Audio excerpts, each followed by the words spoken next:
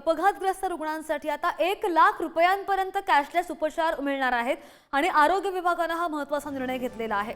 आरोग्य मंत्री प्रकाश आंबेडकर यांच्या अध्यक्षतेखाली बैठक पार पडली आणि या बैठकीमध्ये हा महत्त्वाचा निर्णय झालेला आहे।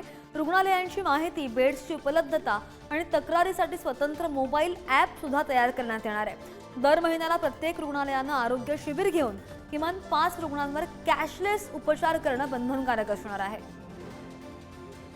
अधिकची माहिती आमचे प्रतिनिधी सुशांत सावंत आपल्या सोबत आहेत। सुशांत, आरोग्य विभागाकडून मोठा निर्णय म्हणावा लागेल। अगदी बरोबर आहे श्रद्धा।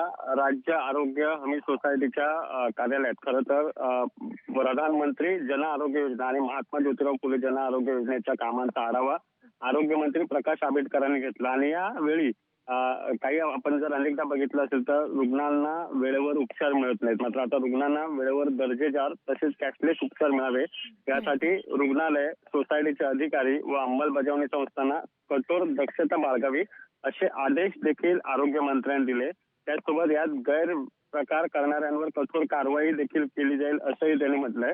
तसेच अपघातग्रस्त रुग्णांसाठी 1,00,000 रुपयापर्यंत कॅशलेस उपचार अंगीकृत व अन्य तातडीच्या रुग्णालयांमधून देण्यासाठी सार्वजनिक आरोग्य विभागाने कारवाई करावी असे निर्देश आजच्या बैठकीत खरं तर प्रकाश आंबेडकर यांनी दिलेले आहे।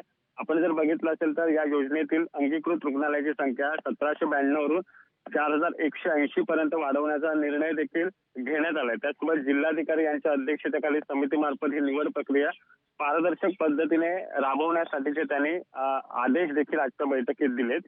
आणि जर बघितलं असेल तर या योजनेतील उपचार संख्येत वाढ, दरामध्ये सुधारणा, अवयव प्रत्यारोपणासारखे महागडे उपचार समाविष्ट करणे तसेच प्राथमिक आरोग्य सेवा यांचाही या योजनेत समावेश करणं यासाठी एक अभ्यास समिती देखील गठीत करण्याच्या त्यांनी सूचना दिलेल्या आहेत। अगदी बरोबर आहे। अपघातग्रस्त रुग्णांसाठी याचा फायदा होईल ही अपेक्षा। धन्यवाद सुशांत दिलेल्या सगळ्या सविस्तर माहितीसाठी।